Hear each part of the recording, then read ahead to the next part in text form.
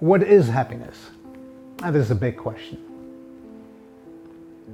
If you ask that question, there are 100 different people around you. You will likely get 100 different answers or versions thereof.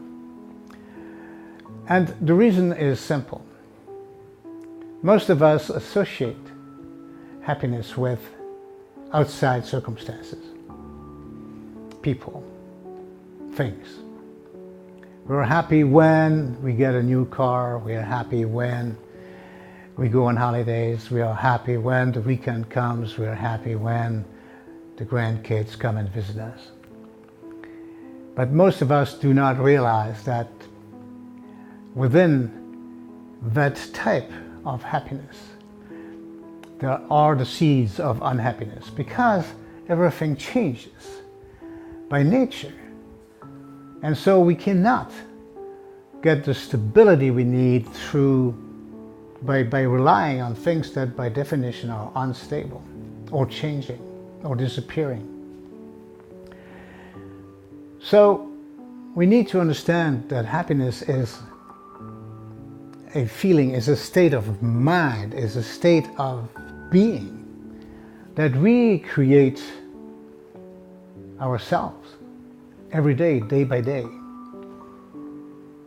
Happiness is not something that happens. We have to work on it. Two elements are, I think, essential to create happiness in our lives. The first one is authenticity.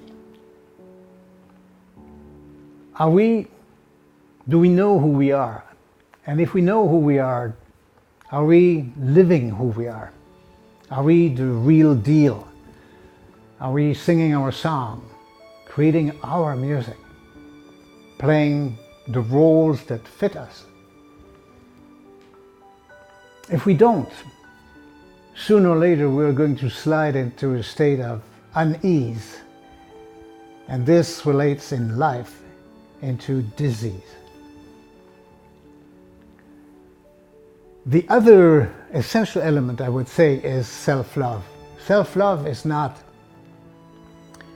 selfishness. Self-love is about self-respect, self-esteem, building up our strengths, our resilience, taking care of ourselves. It's self-care. So we need to implement that policy or that strategy of self-care we talked about earlier.